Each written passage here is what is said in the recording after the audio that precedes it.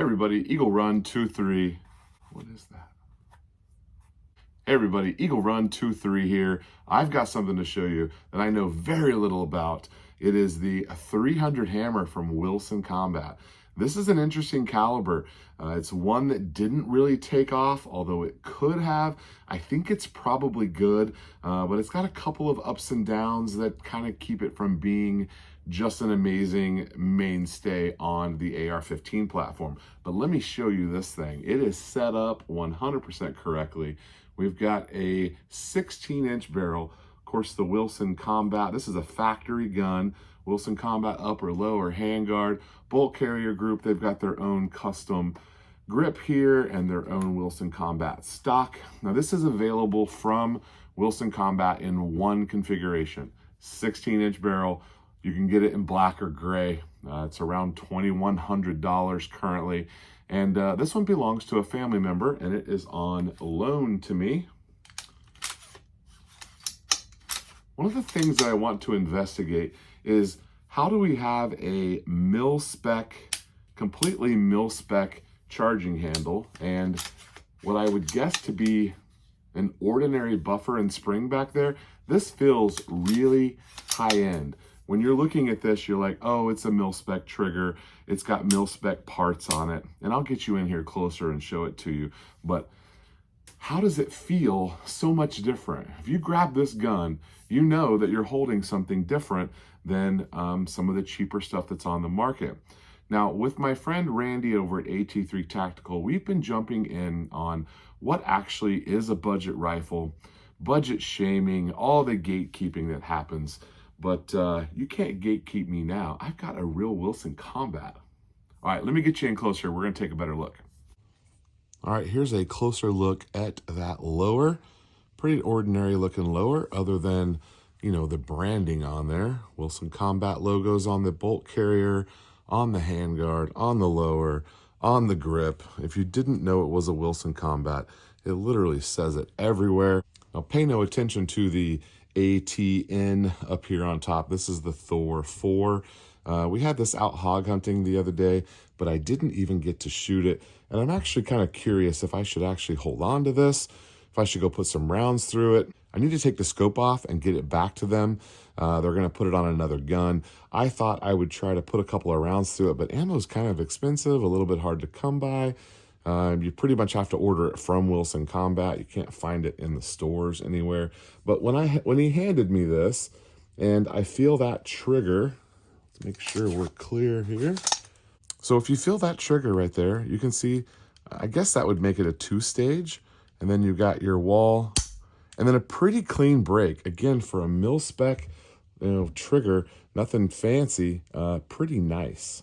But I want to investigate what is going on here in the buffer that causes that to feel so smooth and nice. I don't know, is it the buffer tube? Is it the spring? Is it the weight? This is a pretty standard charging handle, so I know we're not getting a ton of feel off of that. But it feels good when you rack it. You can tell that it's something nicer, than your budget 5.56 that a lot of us have.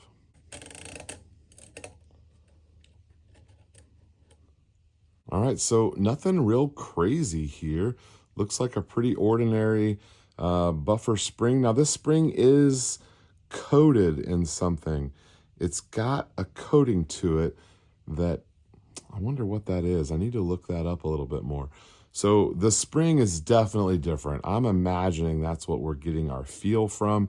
It's got a coating on it. It doesn't make a sound. It feels solid. I bet there's something to that. We've got a buffer tube with a little bit of rattle, but that feels really good. And it looks like a little bit of greasy feeling stuff on here. It's not an oil. It's definitely more of a grease. Interesting. Okay. Well, I wonder if it'd be worth ordering in a Wilson Combat spring to try to replicate this feel on a different gun build. All right, quick peek in here at the trigger. We do have a 2-stage trigger. I suspected it was. Yeah, that's definitely a 2-stage trigger. You can tell by the way that they are interfacing there. We've got that secondary on the hammer that allows it to have that first little take up, and then a good break.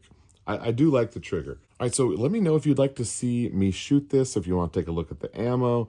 I need to take the optic off, but he said we could keep the rifle and shoot it a little bit. He even gave me a box of ammo, so we wouldn't even have to go track down any ammo. I'm interested in 300 hammer, but here's what I don't like about it. It's cool that you've got a 30 cal bullet in an AR-15. I think that's what they were going for, and I think that's great.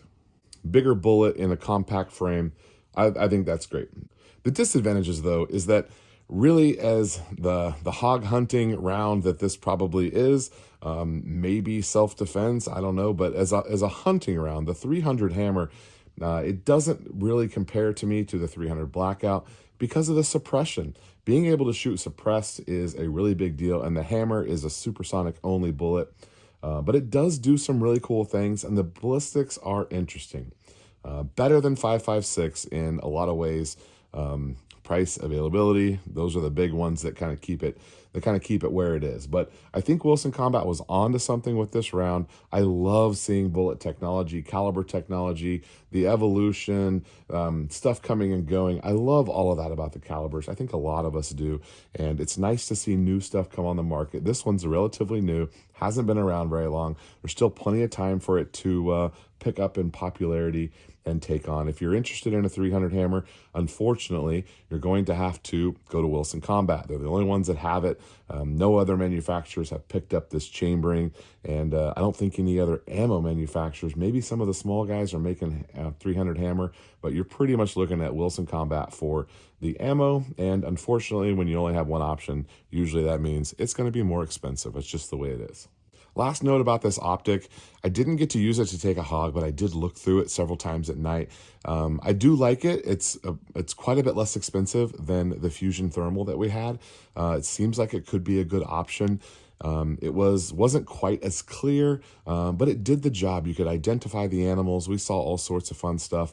It's a couple of years old. This is not a latest model, but it is a little bit older. Technology has improved, and so maybe I'll be checking out some ATN stuff and see how they do. I really like Fusion Thermal, though. If you're in the market for thermal and you want the best, Fusion Thermal is the spot to go. All right, well, let's get this cleared off here and get back to work on something else. You can run 2-3. We'll see you next time.